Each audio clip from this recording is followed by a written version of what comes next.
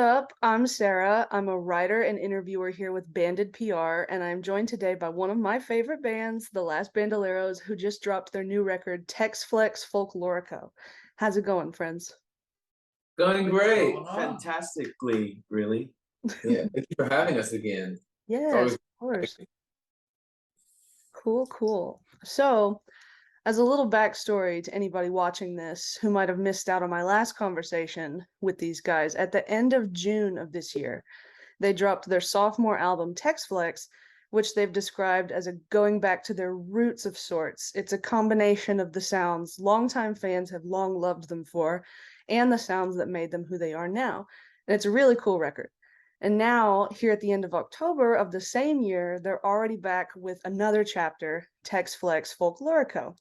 So, with that said, what is Tex Flex Folklórico? You've described it as a prequel album. So, how does it fit with Tex Flex, and what is its place in this current Bandoleros era?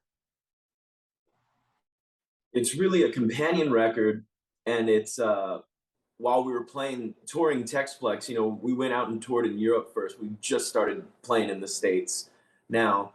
And as we were doing it, we were creating and still in that creative space and creative headspace, and we were still working on changing some of the songs that we had just done in Textplex. When you go out on the road and you play things, you start to figure out, oh, this is how we should have done this song, or come up with different ideas. So we started doing that, and it's kind of just, I mean, like, it's a companion piece to the record, and it goes even deeper into the roots. All right, very cool. So, I guess that kind of leads into this next question. Did you have any idea when you actually made Tex Flex that Folklorica was going to follow? Good question. Yes and no. You know, the whole purpose of folklorico in general is when you think about folkloric music, right? It harkens to like heritage or the root of something. It's like these traditional sounds, songs that we've been playing. A lot of what's on this companion record is stuff we've been playing for years. It was with sort of the seed of an idea planted by our manager, saying, man, we should record some of these older tradition, like tradition is probably a better word for it, these traditional songs. And it gave us a chance to also put some of the versions of certain songs that didn't make Tex Flex. And it just sort of like we realized when we started looking at the content, we were like, we kind of have this album already, and we've been doing these traditional songs for a long time. Why not record it and make it a companion album? And that sort of, like I said, was the genius of our manager as well. And then we started looking at our hard drives and going, oh my God, we have this version here. We've already done this recording. We have a whole other album here. Let's do it, But it made sense because it was sort of a lot of it from the same sessions that compiled what became Tex Flex. Nice, nice. So the first release off of this record was Vamos a Bailar, a Spanish version of the opening track from Tex Flex, Every Time We Dance. And to me, with that as the introductory single, it seems like a journey that's even deeper into your roots than Tex Flex was. And that seems to be reflective of Folklorico, but can you talk to me more about that journey into your roots? Yeah, I think we might have individually probably a similar story of how we all came back to our roots and wanted to embrace it more. At the top of the year when we knew we were going to do Tex Flex, kind of like even our live show, putting on the mariachi suits, wearing ponchos in the middle of our set to play Mi Amor. It's just something that felt like it was right in the right time to do. And it's kind of as simple as that, really, Sarah. Just felt like it was the timing was right. Love that. That's fun. So when you play live, I'm gonna keep focusing on Every Time We Dance. With two versions of Every Time We Dance being out in the world, do you have a version of it that you think is more fun to do live? Well, you haven't heard the German version. That's coming next quarter. It's always fun for me because I just sing the chorus, so it's either we're doing it in English or in Spanish. But for these guys to have to remember which version they're doing, that's the most fun part for me. I think the most fun one is the bilingual one. That's the one we played on Good Morning America. That one's really fun, and it showcases really who we are growing up in South Texas and hearing our family members speak in Spanglish, you know. So that one is really fun. And I think a lot of other people our age, maybe even a little bit older, can relate to that, growing up in Texas, like maybe not being completely fluent in Spanish, but knowing some, you know? Yeah. So I'm glad you brought up Good Morning America, because I wanted to bring that up too. You guys were just on Good Morning America not that long ago. Did you guys expect that would be a thing you'd get to do for this new release, or was that kind of a surprise, and what was that like? It was a surprise. I didn't think, I mean, it's always good to do, to promote a record that you're proud of as much as you can. And I think that that's a really good platform, and maybe I might have manifested it into existence, but who knows? But I think that we were all very excited to do it. And it was a lot of fun doing it in New York in Times Square, you know, because it's that, I don't know if you've ever been to Times Square, but it's insane. And getting there so early, like at 4 o'clock for loading, and there's no one out there but the rats. It's kind of crazy. That's fun. So we talked earlier this year about how Tex Flex came about in part out of this writing session you guys did with Shaggy, and that was in New York, I think. How do you feel that initial idea from that session, however long ago it was, has led you to this new sort of chapter? I think a lot of it had to do with creative output, you know, just as any writer or artist doing any genre of music, people experiment, you know, they go down different creative paths. And our time with Shaggy and his team was exactly that for us. It was a path we were going down, and it was like, oh, this is cool. But as we were a part of it, so there's still our DNA in it. And you know, you think about all your favorite bands, all your favorite artists that are fortunate to have a longevity of a career. You see them go down different, there's a different story, there's a journey to their creative output. And I think this is one chapter of our creative output. And we were fortunate enough to be able to work with Shaggy. He brought in a certain aesthetic and style that it seemed like the next chapter in our story, you know. And then once we kind of embrace that, then we can start running with it. And our manager, Martin, who's also a producer and a writer and wears all these hats, and he's amazing. It's like he sort of helped us get on that train as well. And then, you know, you once you kind of see the light pulse and you see the what do they call it, the lighthouse, you start turning your boat that direction, you know, and then you can start cranking out content, you know. And who knows, I mean, next year we're going to make a disco record, you know. Please, I would probably have to buy it. So, kind of a follow-up here, well, not to the disco part. What was the process of recording Folklórico like? Like, how many of the tracks might have been recorded during that initial time with Shaggy, and how many might have come after that? Most of the record was recorded on the road in Europe this summer, in hotel rooms and in vans and buses and backstage green rooms. I would say that 90% of the record was done on the road. Yeah.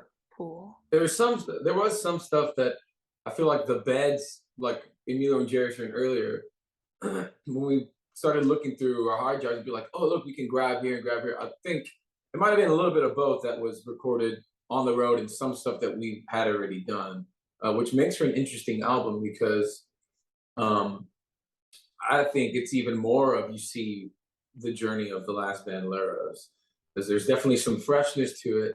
But yeah, there's there's a Beatles cover that's on there that we recorded years ago and never thought, we don't want it. This is not what we sound like right now. This is not gonna make anything. And now it fits on a Last Bandoleros record in 2022. So I think it's a little bit of both. That was recorded now, and some probably the beginning of the year, some couple years ago. But the vocals were done on the road in a hotel room. Oh yeah. That's cool. That's got to make for an interesting vibe. Oh yes. So I love that. I always love to ask you guys this. Do you have any funny stories from the recording process or the piecing together process that you want to share? Funny? It can just be interesting. Doesn't have to be funny. Yeah, go ahead. I'll have one too. Well, I was gonna say, I just think about when he was saying when some of it's done on the road. I mean, yeah, like the beautiful part about making records these days is that you can do it on a laptop and you can just have the interface in your backpack.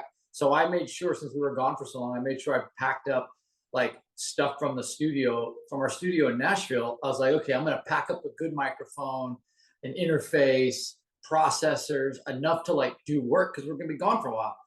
So I remember, being able to do that. But somewhere when we were on the road, I actually got COVID, and so I had to quarantine in a hotel room, and the only thing I could really do was do stuff. And it was funny because it's just like, well, I've got a nylon string guitar, so I guess I'll start cutting parts, and no one can come and talk to me anyway because I'm sick.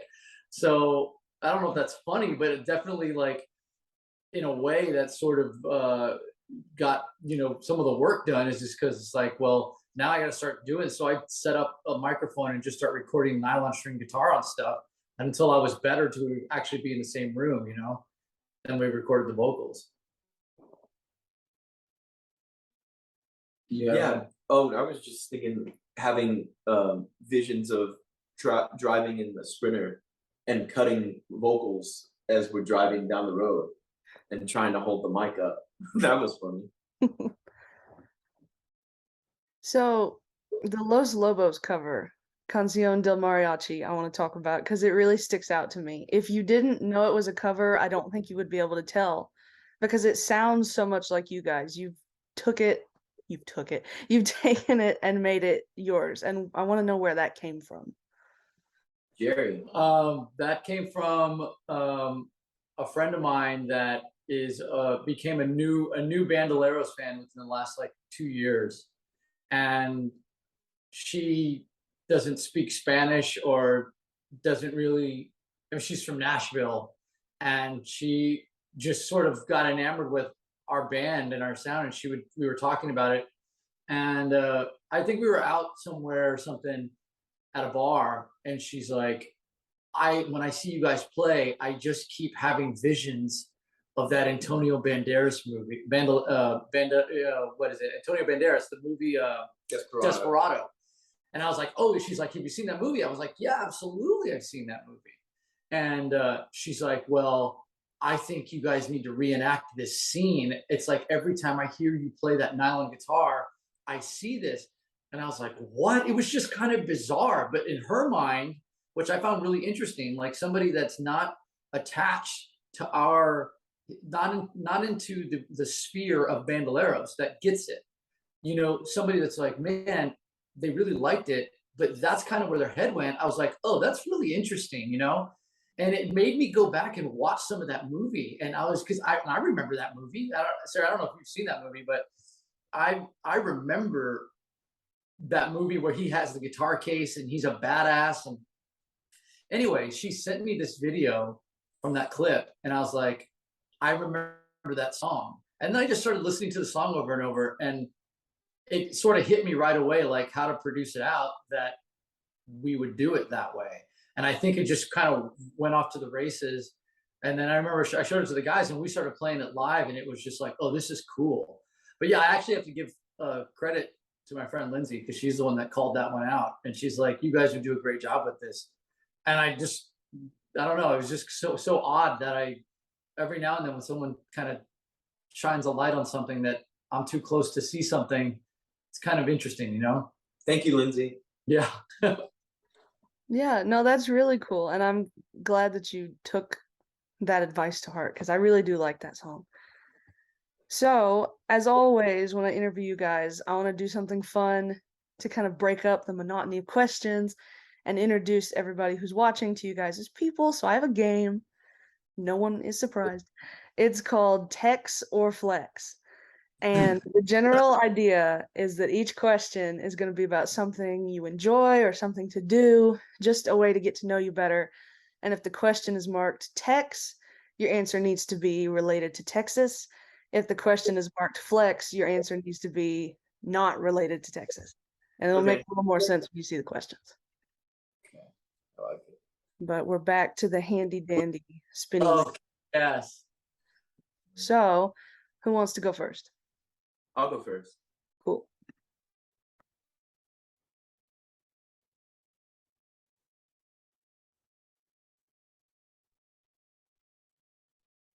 Tex. Tex. Of course. I don't know if you can see it. It says best place to take a date.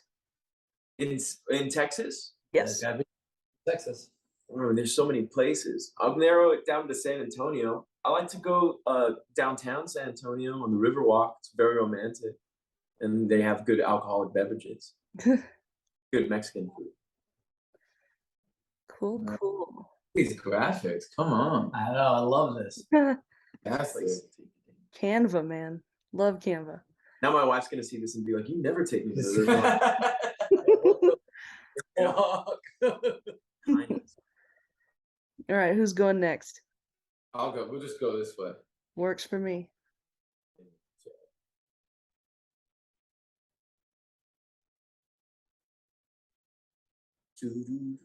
Flex. Flex. Favorite after show drinks. Favorite after show drink. The free ones. No. Usually lately I've been liking like a bottle of wine, bottle of red wine. But unfortunately yesterday's show they didn't have any for us. Jerry and I did. I gotta tell you a story.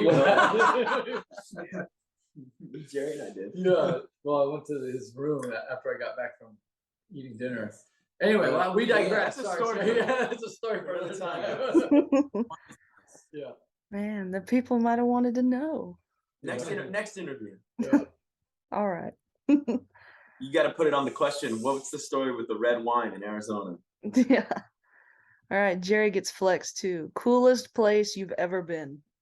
Coolest place I've ever been. Holy smokes. I mean, that is a tough question. What about just this year? This year, coolest place I've ever been. I'll say one of the coolest places this year was by far Italy. We went to Florence and we got to go to Sting and Trudy's vineyard and estate where they manufacture olive oil and a couple of varietals of red wine. And we got to go and tour those vineyards in the south part of Florence. That is by far the coolest place. Maybe that's why I'm liking red wine these days. So I mean, that was insane seeing that. Fancy. oh look, they even go down. Yeah. Oh yeah. I think I'm going to Texas again because that's my shit. Oh, we got you a got flex. Got Oh. Flex. Favorite tourist attraction. Can't say the album. I know what it is. No, but it's Flex. I know, I'm just joking. Yeah. Favorite tourist attraction? Like, does it have to be when we're on tour or just want to, like, in life? Just anywhere you've been or want to go, or I've already been there, but I love to go all the time. Disneyland. I knew you were gonna say that. Disneyland. Oh yeah. It's very fun. Yeah. I think that if I wasn't a musician, if I could be anything else, I'd be a pirate. Like Pirates of the Caribbean. Yeah. I don't think that I'd be able to actually do any pirate work, but they always have like one guy with like a mandolin or a guitar or something. That's what I would do. Yeah, the Pirates of the Caribbean. Yeah. No, just in be a I thought pirate. you want to be at the Nah. ride. No. Okay. What am I gonna be in? Well, no, there's gonna be different. Oh, there's two questions. Yeah. Something about a All show. right. Best place to see a live show. Ooh. Oh, In Texas, right? Yeah, it's too? Texas. It's Texas. Oh, man.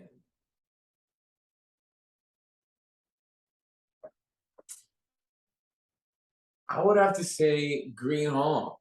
And not because we've got to play there a few times, but because I've gotten to see some shows there and it's very intimate. Just prepared to get sweaty if you're gonna be dancing. But it's a lot of history there, so it's in a cool little town. Yeah, I'll say Green Hall. That's tough, but or Yeah, Billy Bob's, I mean, yeah, I don't know. Cool. What do we got here? 502. I gotta spin it so it's big enough to read. Ceremonial spin. Okay, favorite place to eat. Favorite place to eat in Texas? No, it's Oh, all- holy smokes! Well, it's probably going to be, it's going to be a Tex-Mex joint. There's so many that come to mind. But probably my favorite place to eat. Oh man, I mean, what are we talking about? Do We a top gotta- three. Do a top three Tex. I mean, Tex-Mex. my favorite. I'm going to go San Antonio probably. So it's going to be. I like La Paloma Blanca a lot in San Antonio. If I'm doing breakfast tacos, I like a place called Tacos and Salsa, and yeah, I mean, other places in. Wow, what else? I mean, and then there's another place by my mom's house in the north side of San Antonio called El Jarro de Arturo, which is Arthur's jug, as they say. But it's these are classic Tex-Mex spots that it's unlike any other kind of Mexican food in the world, in my opinion. Yeah, you need to go and try it, Sarah. Yeah. I feel like I couldn't possibly live any further from Texas. San Antonio, go eat Tex-Mex food because it's the best. Yeah. Jerry, That you've talked fun. about tacos and salsa back when you guys used to do Cactus, right? That's Yeah. familiar to me somehow. I mean, yeah, that's the it's right. It's by the. I mean, it's just these little taco joints. You know, they Jerry's OG tacos. they have. Yeah, I mean, they haven't been around that long, but in the since I've been going and visiting my mom in the last 4 or 5 years, it's just so good. Yeah, simple. Simple, greasy Mexican spoon breakfast. It is good. Cool. I need to go to San Antonio. Oh yeah. You guys You could should play a walk over show to there when I'm not in school. Yeah. Oh. Maybe I'd fly down there. I don't know. I'm Yeah. crazy. Yeah. All right, back to boring questions. Oh, we like them. So, for each of you, what track from Folklórico is your favorite, or which track stands out to you the most, and why? There's a song on there called Naciste para mí that I really like because it's my song of my dad's that he wrote. He didn't write too many songs, but yeah, it's a special song for me. I like that one. What about you? Mine would probably be an old Los Panchos cover called Sin Ti. It's an old bolero song from the 30s and 40s that we do, and it's in 3-part harmony. That was tough to do, to sing, to learn the parts, but very rewarding when we heard it back. Yeah, I bet. I like the old boleros that you guys do. They're really vibey. Yeah. I like the Beatles cover because they're the best. Valid. I'm with it. So, do any of you guys have a preference for Tex Flex or Tex Flex Folklórico over the other? And is there something about Folklórico that especially sticks out to you that you want to talk more about? Well, they're different. I would say this, like Tex Flex is the party, right? This is why I say it's like the prequel, or actually it's not really the prequel if I'm saying it this way. So scratch that. You come to the party, and then after the party, after we've all had drinks and we get off stage and we're drinking a little bit more and you're partying with us, we're probably going to get some acoustic in hand. And then we're going to play some traditional stuff. And that's kind of what it is. It's the after party. It's kind of, letting our guard down and just hanging out and playing stuff that we grew up playing. Good answer. I like that. I'm start using it. Yeah. So, with album 2 of 2022 dropped and out there, What's coming up next for you guys? Is there anything fun that you're allowed to share? We got Stagecoach coming up in April. We have Which another. should be fun. Another record coming out then. Before there, We have another Christmas song, we have another Christmas song, an original. an original this time. Love that. We have some festivals overseas that we're working on right now, which will be a lot of fun. I can't wait to announce that stuff. And we're just gonna be doing what we do, playing music, flexing it up. Love that. So, last thing I've got for you. Is there anything you guys want to talk about that I didn't ask you about? I don't know what we can talk about, gentlemen. Do we have any shows Oh, we have some shows with the Gin Blossoms in Nashville and in St. Yeah. Louis. November 2nd in Nashville, and November 4th in St. Louis, opening up for the Gin Blossoms. and then we're doing a festival in Texas in early December. That's right, in the Valley. Get a lot of people on Facebook, particularly saying, "Come to the Valley." So we'll be there December 12th, 10th, December 10th, Shit, I don't know. 11th, sometime in December before Christmas. Sounds good to me. That's all I've got for you guys. Thanks for sitting down and talking with me. I'm really pumped about this new Bandos chapter, and I think everyone else hearing this record is going to be too. Oh, Thank you. Hey, banded friends, go stream Tex Flex Folklórico wherever you get your digital music. Check out the Last Bandoleros on social media. They're all over Facebook, Instagram, Twitter, and TikTok. And you'll definitely want to be on the lookout for new tour dates and whatever else fun they've got up their sleeves. Oh, and make sure that you're also following Banded PR too. See you around.